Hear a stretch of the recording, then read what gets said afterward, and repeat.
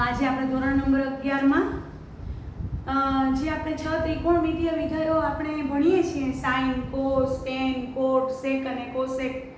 તો આ 6 ત્રિકોણમિતીય વિધેયો છે. તમને વિધેય ભણાવ્યું છે મેં. વિધેયમાં તમને ખબર છે એનો પ્રદેશ હોય, એનો સહપ્રદેશ હોય, એનો વિસ્તાર હોય, એ આપણે વિધેયમાં ભણ્યા છીએ. તો આ 6 ત્રિકોણમિતીય વિધેયો છે તો એના પણ પ્રદેશ, સહપ્રદેશ, વિસ્તાર હોય ને તો એનું આપણે એક કોષ્ટક બનાવીએ છીએ. બધા જ વિદ્યાર્થીઓ આ કોષ્ટક બનાવશે અને આજે ને આજે એ યાદ રાખી લેશે, કારણ કે વિધેય આપણે ભણી ગયા છીએ એના આધારિત આપણે આ કોષ્ટક બનાવવા જઈ રહ્યા છીએ ત્રિકોણમિતીય વિધેયોનું. તો એ કોષ્ટક બનાવીએ છીએ. તો પહેલું ખાનું વિધેયનું નામ પહેલું ખાનું બનશે, પછી સાઇન, કોસ, ટેન, કોટ, કોસેક, સેક 6 વિધેયો આવી રીતે આપણે લખ્યા. બધા જ વિદ્યાર્થીઓ કોષ્ટક બનાવશે. આ રીતે યાદ રાખવાનું છે. જિંદગીભર આ ત્રિકોણમિતિ માટે અગત્યનું કોષ્ટક છે. હવે આ વિધેયનો પ્રદેશનું ખાનું બને છે 6 વિધેયોના પ્રદેશ. સાઇન વિધેયનો પ્રદેશ R છે, કોસ વિધેયનો પ્રદેશ R છે, ટેન વિધેયનો પ્રદેશ, ટેન એટલે બધાનું ધ્યાન અહીંયા હશે, ટેન એટલે સાઇન ભાગ્યા કોસ. તો ટેન નો પ્રદેશ છે R માંથી છેદ 0 ન થાય ને એવા શૂન્ય, છેદ 0 ન થવો જોઈએ. તમને ખબર છે આપણે વિધેયનો બે વિધેયોનો ભાગાકાર શીખ્યા હતા, તેમાં છેદનું વિધેય fx/gx સ્વરૂપે હોય તો gx 0 ન થવું જોઈએ, નકર આપેલું વિધેય અવ્યાખ્યાયિત થઈ જાય. તો અહીં tan બરાબર sin ભાગ્યા cos છે તો cos 0 ન થવું જોઈએ. એટલે કે cos નું મૂલ્ય જ્યાં 0 થતું હોય ને, cos નું મૂલ્ય જ્યાં 0 થતું હોય એ પ્રદેશમાંથી કાઢી નાખવાના. તો π/2 ના સહગુણકો પાસે cos નું મૂલ્ય 0 થશે. હું તમને હમણાં બતાવીશ, એકમ વર્તુળ પણ સાથે દોરીશ. તો એકમ વર્તુળમાં π/2 ના સહગુણકો b અને b' છે. તો b અને b' પાસે તમે જોશો ને તો એનો કોસયામ xયામ 0 હશે. તો એ છેદ ઈ કાઢી નાખવાનો, પ્રદેશમાંથી મારે કાઢી નાખવો પડે. પ્રદેશ R છે એમાંથી મારે છેદ 0 થાય એવા બિંદુઓ કાઢી નાખવાના. એટલે બિંદુ b અને b' નો xયામ 0 હોવાથી બિંદુ કાઢી π/2 ના કેવા સહગુણકો છે, એકી સહગુણકો. કોટ એટલે તમને બધાને ખબર છે, કોટ એટલે cos ભાગ્યા sin. તો એનો પ્રદેશ કેવો હશે? R માંથી જેનું મૂલ્ય sin એટલે કે yયામ 0 હોય. તમને ખબર છે xયામ cos મૂલ્ય બતાવે, yયામ sin મૂલ્ય બતાવે. તો આ કોટ એટલે cos ભાગ્યા sin. તો વિધેયોના ભાગાકારમાં આપણે શીખ્યા હતા કે છેદ હોય ને fx/gx તો gx ≠ 0 થવું જોઈએ, નકર આ વિધેય અવ્યાખ્યાયિત બની જાય. તો અહીંયા sin માટે જેનું મૂલ્ય 0 હોય ને કાઢી નાખવાનું પ્રદેશમાંથી. sin નું મૂલ્ય જ્યાં જ્યાં 0 હોય ઈ પ્રદેશમાંથી કાઢી નાખવાનું. તો તમને ખબર છે a અને a' પાસે એકમ વર્તુળ પરના a અને a' પાસે પાઈના એકી સહગુણકો અને બેકી સહગુણકો, a પાસે બેકી સહગુણકો, a' પાસે પાઈના બેકી સહગુણકો. ત્યાં ઈ બિંદુ પાસે yયામ 0 છે. yયામ એટલે sin મૂલ્ય બતાવે. પ્રદેશમાંથી પાઈના એકી અને બેકી બધા સહગુણકો આવી જાય કે પાઈમાં. k ની જગ્યાએ તમે 1 મૂકો તો પાઈ આવે, 2 મૂકો તો 2 પાઈ આવે, 3 મૂકો તો 3 પાઈ, 4 મૂકો તો 4 પાઈ, માઈનસ મૂકો -1 તો -પાઈ, -2 પાઈ. તમને ખબર છે. તો આ વિધેય કોટ વ્યાખ્યાયિત થવા માટે છેદ 0 ન થવો જોઈએ. છેદ જેના માટે 0 થતો હોય ને એ પ્રદેશમાંથી કાઢી નાખવાના. પ્રદેશ R છે એમાંથી k પાઈ જ્યાં k બિલોંગ્સ ટુ એટલે આવો પ્રદેશ બનશે કોટનો. કોસેક એટલે તમને બધાને ખબર છે 1/sin. ખબર છે ને બધાને 1/sin. તો 1/sin એટલે પ્રદેશ R માંથી છેદ 0 ન થવો જોઈએ. એટલે sin ના શૂન્યો કાઢી નાખવાના. એટલે આ k પાઈ જ્યાં k બિલોંગ્સ ટુ z, જ્યાં sin નું મૂલ્ય 0 થાય, જ્યાં yયામ 0 થાય એવા પ્રદેશમાંથી બિંદુ કાઢી નાખવાના. xયામ cos મૂલ્ય બતાવે, yયામ sin મૂલ્ય બતાવે. sec એટલે 1/cos બધાને ખબર છે. તો r માંથી આ છેદ 0 ન થવો જોઈએ. અંશ તો 1 છે એટલે તો 0 જ નહીં થાય. કોઈ 1 કોઈ 0 બને? છેદ 0 ન થવો જોઈએ. cos ના શૂન્ય હોય એટલે પેલા π/2. આમાંથી b અને b' ના બિંદુઓ કાઢી નાખવાના, આમાંથી a અને a' ના બિંદુઓ કાઢી નાખવાના. સમજાણું? b અને b' પાસે π/2 નો એકી સહગુણક હોય. અહીંયા k = 1 મૂકો તો 3π/2, k = 0 મૂકો તો z માંથી મૂકવાના. કે z માંથી મૂકવાના, z માંથી જુદા જુદા મૂકતા જાવ કે તો તમને π/2 3π/2 5π/2 7π/2 -π/2 બધા મળશે. એટલે p અને b' પાસેના બિંદુઓ કાઢી નાખવાના. આમાં a અને a' પાસેના જ્યાં cos નું મૂલ્ય 0 થાય, જ્યાં sin નું મૂલ્ય 0 થાય. cos એટલે x આમ બતાવે, sin એટલે y આમ બતાવે. તો અહીંયા 1/cos એટલે cos નું મૂલ્ય 0 થાય એવા b અને b' પાસેના બિંદુઓ કાઢી નાખવાના પ્રદેશમાંથી. તો આ યાદ રાખવાના છે બધાએ. પહેલું ખાનું આપણે બનાવ્યું વિધેયનું નામ અને બીજું એના પ્રદેશ. હવે સહપ્રદેશ. તો બધાના સહપ્રદેશ આ છે. 6x6 ત્રિકોણમિતીય વિધેયના સહપ્રદેશ આ છે.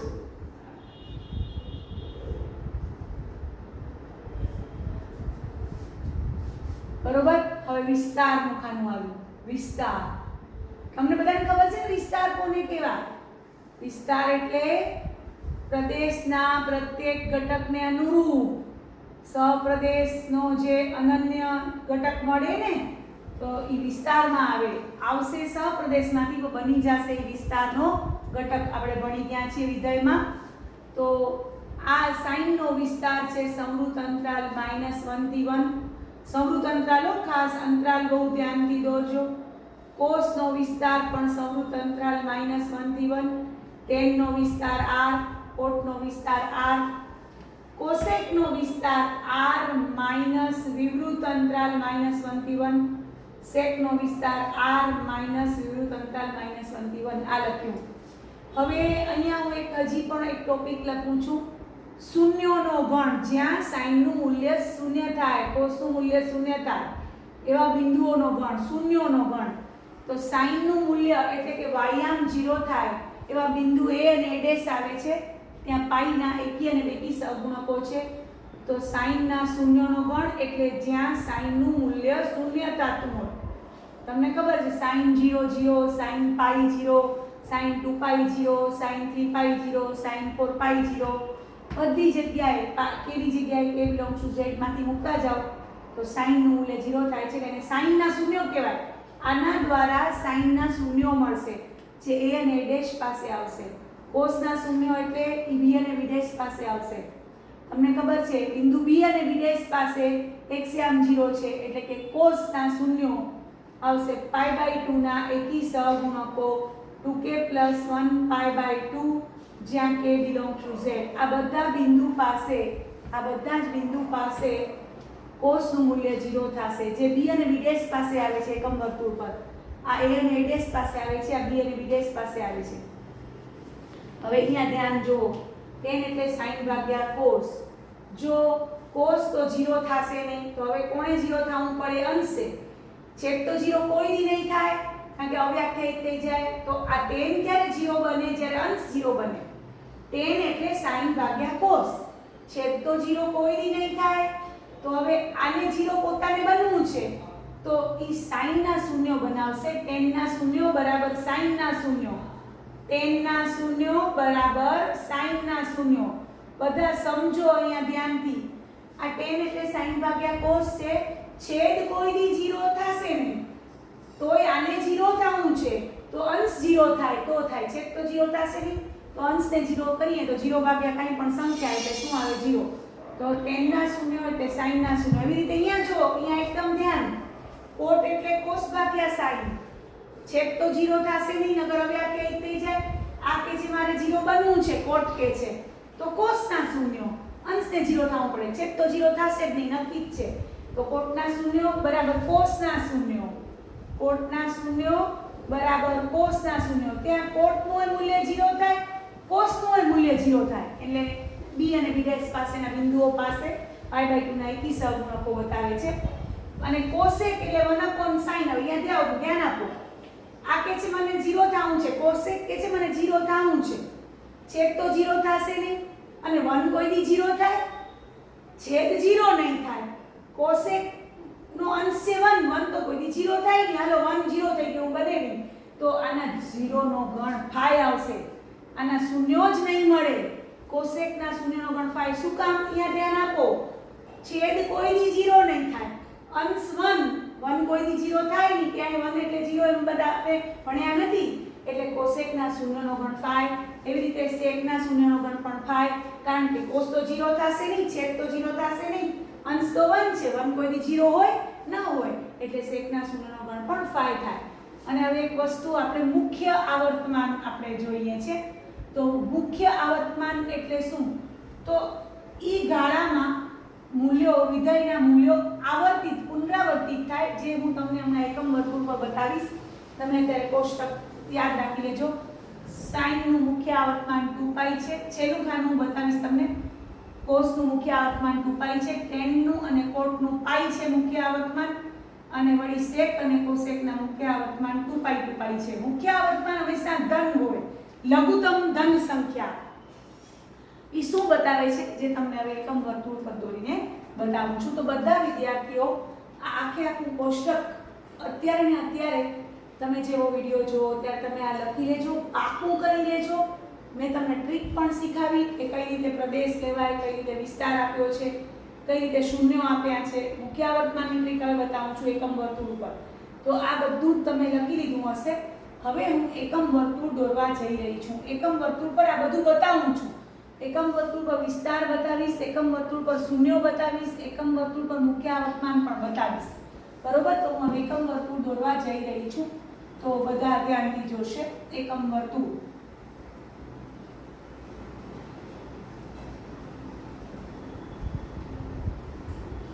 હવે જોજો ધ્યાનથી. આ એકમ વર્તુળ આપણે દોર્યું હતું અને આ દોર્યા જ કરશું, કારણ કે આ એકમ વર્તુળ એટલે ત્રિકોણમિતિનો એકદમ પાયો છે અને એના વગર આગળ વધી શકાય નહીં. એટલે બધા જ વિદ્યાર્થીઓ એકમ વર્તુળ પરનું બધું જ સાચું યાદ રાખશે. ખોટું યાદ રાખવાનો પણ કોઈ મતલબ નથી, કારણ કે આપણે એના માર્ક મળી શકે નહીં. આપણે સાચું બધું જ યાદ રાખશું. આ ધન દિશામાં આપણે ઘડિયાળના કાંટાની વિરુદ્ધ દિશા બતાવી છે, અને તમને બધાને ખબર છે કે આ એકમ વર્તુળમાં અહીંયા 0, અહીંયા π/2, અહીંયા π, અહીંયા 3π/2 ધન દિશામાં હો, અહીંયા 2π આવે છે. હવે તમે જુઓ તો પેલું વિધેય sin છે, sin. તો sin નો વિસ્તાર સંવૃત અંતરાલ -1 થી 1 છે. તો બધા વિદ્યાર્થીઓ અહીંયા એકમ વર્તુળ પર જોશે. આપણે ધારો કે આ બિંદુ અહીંયાથી શરૂ કરીએ, a પાસેથી શરૂ કરીએ, તો x આમ cos 0 બતાવે ને y આમ sin 0. મેં કહ્યું હતું ને આ ત્રિકોણમિતિય બિંદુ અહીંયા 0 છે, તો x આમ cos 0 એટલે 1 અને sin 0 એટલે 0. બરોબર? હવે આના ઉપર કિનારી ઉપર આપણે કેટલું ફર્યા, કેટલાય લાખો અબજો બિંદુઓ આના ઉપર છે કિનારી પર. વળી આપણે b પાસે આવ્યા ફરતા ફરતા, તો cos π/2 0 છે. અહીંયા ધ્યાન આપજો, cos π/2 0 છે અને sin π/2 શું છે? 1. એટલે 0 માંથી આટલી સફર કરીને sin વિધેય અહીંયા 1 સુધી આવ્યું. અહીંયા sin 0 0 હતું, અહીંયા 1 આવ્યું. હવે વળી પાછું તમે અહીંયાથી આગળ વધશો તો વળી પાછું cos π - 1 ને sin 0 શું થશે? 0 થશે. cos π - 1 ને sin π 0 થશે. x આમ cos મૂલ્ય બતાવે, y આમ sin મૂલ્ય બતાવે. વળી આગળ વધ્યા તો અહીંયા પહોંચ્યા cos 3π/2 0 બતાવશે અને sin 3π/2 -1 બતાવશે. જોજો, એટલે 0 એમાંથી 1 થયું, 1 માંથી 0 થયું, 0 માંથી -1 થયું. વળી આગળ વધ્યા તો -1 માંથી પાછું અહીંયા શું આવી ગયું? 0. x આમ cos મૂલ્ય બતાવે, y આમ sin મૂલ્ય. તમને બધાને ખબર છે. તો હવે એના ઉપરથી તમે કહી શકો છો કે આનો મેક્સિમમ મોટામાં મોટી કિંમત 1 આવશે. મોટામાં મોટી કિંમત 1 અને નાનામાં નાની કિંમત -1. જે 4 બિંદુઓ અત્યારે આપણે જાણીતા 4 બિંદુઓ લીધા છે એના ઉપરથી કહી શકાય. બાકી તો અસંખ્ય બિંદુઓ આ એકમ વર્તુળની કિનારી પર આવેલા છે. ત્રિકોણમિતિય બિંદુઓ અસંખ્ય આવેલા છે. આપણે આ 4 જાણીતા બિંદુ લીધા છે એના ઉપરથી કહી શકો. જો અહીંયા 0 છે, પછી અહીંયા sin નું મૂલ્ય 1 છે, પછી અહીંયા 0 છે, પછી અહીંયા -1 છે, પાછું 0 છે. એટલે તમને ખબર પડી ગઈ કે આનો વિસ્તાર સંવૃત અંતરાલ -1 થી 1 છે. સંવૃત અંતરાલ -1 થી 1 માં શું આવે? -1 પોતે આવે, આયરા -1. 1 પોતે આવે, આયરા 1. અને વચ્ચેની બધી સંખ્યા, તો આના ઉપર બધી સંખ્યાઓ વચ્ચેની બધી જોઈ લો તો તમે જોશો તો સાઈન વિધેયનો વિસ્તાર એકમ વર્તુળ પર મેં દેખાડ્યો કે સમૃદ્ધ અંતરાલ -1 થી 1 છે. એવી રીતે કોસ વિધેયનો વિસ્તાર પણ સમૃદ્ધ અંતરાલ -1 થી 1 છે. બધા જો એ જ પ્રમાણે જો એક્સ્યામ કોસ મૂલ્ય બતાવે છે ને તો કોસ 0 એટલે 1. હવે એક્સ્યામ જો y આમ જોતા હતા ને એક્સ્યામ પછી અહીંયા cos π/2 0 પછી cos π -1 પછી cos 3π/2 0 પછી વળી cos 2π 1. તો જોયું કે આમ ફર્યા કરો તો તમને ખબર પડી ગઈ કે cos વિધેય પણ sin વિધેય જેવી છે એનો વિસ્તાર ધરાવે છે. એનું મૂલ્ય પણ છે સમૃદ્ધ અંતરાલ -1 થી 1 વચ્ચે. સમૃદ્ધ અંતરાલ -1 થી 1 વચ્ચે કોણ આવે? -1 પોતે આવે, આયરો -1 cos નો આ -1 છે, 1 પોતે આવે અને 0 પણ આવે ને વચ્ચેની બધી જ સંખ્યાઓ આવે. તો આ રીતે sin અને cos નો વિસ્તાર મેં તમને બતાવ્યો, એકમ વર્તુળ પર બતાવ્યો કે આવી રીતે આપણે એનો વિસ્તાર જોઈએ. હવે tan અને cot નો વિસ્તાર આપણે યાદ રાખશું. tan અને cot નો વિસ્તાર આ, કારણ કે આપણે ખબર છે કે sin 0/cos 0, sin 0 એટલે 0, cos 0 એટલે 1. તો sin 0 એટલે 0/1, 0/1 એટલે 0 થાય. હવે એ અહીંયાથી આમ પહોંચ્યા ને અહીંયા પહોંચ્યા ને તો sin π/2 1 અને cos π/2 0, તો 1/0 એટલે ઇન્ફિનિટી થાય. 1/0 એટલે અવ્યાખ્યાયિત, ઇન્ફિનિટી, કોઈ નિશ્ચિત સંખ્યા નથી. તો કેટલી મોટી સંખ્યા કહેવાય. વળી પાછા અહીંયા પહોંચશો તો અહીંયા sin π 0, cos π -1, તો 0/-1 તો વળી 0 આવશે. વળી તમે અહીંયા આગળ વધશો તો sin 3π/2 -1, cos 3π/2 0 એટલે -1/0 તો વળી ઇન્ફિનિટી પણ માઈનસ દિશામાં. તો તમે જુઓ છો કે tan નું મૂલ્ય, tan વિધેયનું મૂલ્ય કેવું થાય છે? અનંત સુધી મળે છે. એટલે tan નો વિસ્તાર r છે. એવી રીતે cot નો વિસ્તાર પણ શું થાય? r થાય. આ યાદ રાખવાનું, એનો પણ અનંત ગણ મળે છે. આ અનંત ગણ છે બંને, પણ આના કરતા નાના. આ તો વાસ્તવિક સંખ્યાનો ગણ એટલે જબરો મોટો છે. આ સમૃદ્ધ અંતરાલ -1 થી 1 એમાં જ આવેલો અંતરાલ છે. તમને બધાને અંતરાલ મેં શીખવાડ્યા છે. અને હવે આપણે પહોંચ્યા cosec અને sec નો વિસ્તાર. cosec અને sec નો વિસ્તાર હવે અહીંયા તમને બતાવું છું કે ધારો કે આપણે અહીંયાથી શરૂ કરીએ તો sin, આપણે ખબર છે કે આ sin 0 0 છે, sin 0 0 છે. એનો વ્યસ્ત કરો તો 0 નો વ્યસ્ત એટલે 1/0, તો એ અવ્યાખ્યાયિત cosec થશે. cosec અવ્યાખ્યાયિત થશે, ઇન્ફિનિટી થશે. હવે અહીંયા sin π/2 1 છે તો cosec π/2 પણ 1 થાય એટલે ઇન્ફિનિટી, પછી 1 આવ્યો, બરોબર, ઇન્ફિનિટી પછી 1 આવ્યો પોતે. વળી અહીંયા જોશો તો sin π 0 છે તો cosec π એનો વ્યસ્ત એટલે 1/0 એટલે વળી ઇન્ફિનિટી આવશે. વળી અહીંયા પહોંચ્યા તો sin 3π/2 -1 છે તો cosec 3π/2 શું થશે? -1 થશે. વળી પાછા અહીંયા પહોંચ્યા તો sin 2π 0 તો cosec 2π 1/0. તો તમને એમ થયું કે આ તો -1 ને 1 આવે છે ને ઉપરાંત ઇન્ફિનિટી આવે છે. તો સંખ્યા રેખા ઉપર તમને લોકોને જરાક બતાવું છું. અહીંયા ધ્યાન આપો, સંખ્યા રેખા ઉપર આ રીતે સંખ્યા રેખા આપણે દોરીએ છીએ. આ સંખ્યા રેખા ઉપર તમે વિચારી લો કે આ -1 છે, આ 1 છે અને ઇન્ફિનિટી ઘણી બધી. તો આ બંને, આ બાજુ બધું આવશે, આ બાજુ 1 થી મોટી ખૂબ, આ બાજુ બધું 1 પોતે પણ ખરો અને 1 થી મોટી, -1 પોતે ખરો અને એનાથી મોટી. તો આને લખાય કેમ? તો આ વિવૃત અંતરાલ કાઢી નાખો. આખો r છે, આખો r, એમાંથી વિવૃત અંતરાલ -1 થી 1 કાઢી નાખો. સમજાણું આ કેમ આવ્યું? આખો r છે, આખો r, એમાંથી વિવૃત અંતરાલ એટલે વતલો ભાગ જ. વિવૃત અંતરાલમાં શું આવે? -1 પોતે ના આવે, 1 પોતે ના આવે, વતલો જ ભાગ આવે, ખાલી વતલો ભાગ કાઢી નાખો. આ 1 આમાં આવશે, આ વિસ્તારમાં, sec ના વિસ્તારમાં, cosec ના વિસ્તારમાં 1 અને -1. આ બાજુની બધી જ સંખ્યાઓ 1 થી મોટી, -1 થી બધી નાની, 1 પોતે અને 1 થી મોટી, -1 પોતે, -1 થી નાની, વતલો જ ભાગ નહીં આવે. એટલે cosec નો વિસ્તાર અને sec નો વિસ્તાર આવી રીતે આપણે લખશું. r - વિવૃત અંતરાલ -1 એટલે વતલી પટ્ટી જ ખાલી નીકળી જશે. ઈ પ્રદેશમાં નહીં હોય, ઈ વિસ્તારમાં નહીં હોય. વિસ્તારમાં શું નહીં હોય? આ વચલો ભાગ જ નહીં હોય. બાકી આ બધું હશે. 1 પોતે હશે 1 થી મોટી, -1 પોતે હશે -1 થી નાની. આ જ નહીં હોય, એટલો ભાગ નહીં હોય. તો આ રીતે sec અને cosec નો વિસ્તાર મેં તમને બતાવ્યો. હવે તમે આગળ પહોંચ્યા છો શૂન્યનો ગણ.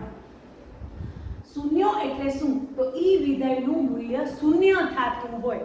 કયા બિંદુ આગળ કયા બિંદુ આગળ આપેલા ત્રિકોણમિતીય વિધેયનું મૂલ્ય શૂન્ય થાય છે? આ બહુ અગત્યનો પોઈન્ટ છે. તમારી આપણી એનસીઈઆરટીની બુકમાં અલગથી નથી આપ્યો, પણ આપણે શીખવો પડશે કારણ કે એનો ઉપયોગ આવશે બધી જગ્યાએ. હવે અહીંયા ધ્યાન, પહેલું વિધેય છે સાઈન. સાઈનના શૂન્યનો ગણ છે k પાઈ, જ્યાં k બિલોંગ્સ ટુ z. આમાં અસંખ્ય બિંદુઓ આવેલા છે. જો તો k ની જગ્યાએ પહેલા 0 મૂકો તો k ની જગ્યાએ 0 તો 0, k ની જગ્યાએ 1 મૂકો તો પાઈ, 2 મૂકો તો 2 પાઈ, 0 પાઈ, 2 પાઈ, 3 પાઈ, -1 મૂકો તો -પાઈ, -2 પાઈ, -3 પાઈ. તમે જોવો છો કે અહીંયા પાઈના એકી બેકી બધા સહગુણકો આવી જાય છે. આમાં પાઈના એકી બેકી બધા સહગુણકો આવી જાય છે. એકમ વર્તુળ ઉપર પાઈનો બેકી સહગુણક a પાસે, એકી સહગુણક a' પાસે આવે છે. આ બંને બિંદુ પકડ્યા, આ બંને બિંદુ એનો વાયામ જો, એનો વાયામ તો જો આનો વાયામ એટલે સાઈન મૂલ્ય બતાવે 0. આનો પણ વાયામ જો 0 દેખાય છે બરોબર એકદમ. તો બિંદુ a અને a' જે પાઈના સહગુણકો ધરાવે છે, એકી અને બેકી, a પાસે બેકી, a' પાસે એકી, એના વાયામ જો તો એનો વાયામ અહીંયા 0, ત્યાં પણ વાયામ 0. વાયામ એટલે સાઈનનું મૂલ્ય દર્શાવે છે, જે સાઈનના શૂન્યો બતાવે છે, જે સાઈનના શૂન્યો બતાવે છે. ઈ બિંદુ આગળ સાઈનનું મૂલ્ય 0 થાય છે. ઈ બિંદુ કયું છે? 0 પાઈ, 2 પાઈ, 3 પાઈ, 4 પાઈ, 5 પાઈ. તો આ બધા જ બિંદુઓ જે છે એને a' પાસે, ત્યાં વાયામ 0 છે. વાયામ એટલે સાઈનનું મૂલ્ય. તો સાઈનના શૂન્યો તરીકે આપણે એને ઓળખશું, જે k પાઈ, જ્યાં k બિલોંગ્સ ટુ z છે. હવે કોસના શૂન્યોમાં પહોંચ્યા. કોસના શૂન્યો એટલે જ્યાં કોસનું મૂલ્ય 0 થાય. કોસ એટલે x યામ. તો b અને b' ના બિંદુના યામ જો, b અને b' ના યામ છે 0 1, b' ના યામ છે 0 -1. તો x યામ જો, x યામ કોસ મૂલ્ય બતાવે છે ને. તો તમને ખબર છે જ્યાં કોસ મૂલ્ય 0 હોય તેનો x યામ 0 હોય તો ઈ કોસના શૂન્યો કહેવાય, જ્યાં કોસનું મૂલ્ય 0 છે. તો π/2, 3π/2, 5π/2, 7π/2, ઋણ દિશામાં જાઓ તો -π/2, -3π/2, -5π/2, -7π/2. તો π/2 ના બધા એકી સહગુણકો. તો એ b અને b' પાસે આવે છે જ્યાં કોસનું મૂલ્ય 0 છે. x યામ કોસ મૂલ્ય બતાવે છે, જો આવ્યું. અહીંયા y યામ સાઈન મૂલ્ય બતાવતું હતું, ઈ 0 હતું.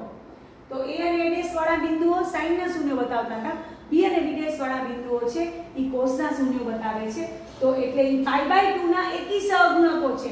π/2 ના એકી સહગુણકો, એને આમ લખાય π/2 ના એકી સહગુણકો. 2k + 1 એટલે π/2 નો એકી સહગુણક ઇન્ટુ π/2, જ્યાં k બિલોંગ્સ ટુ z.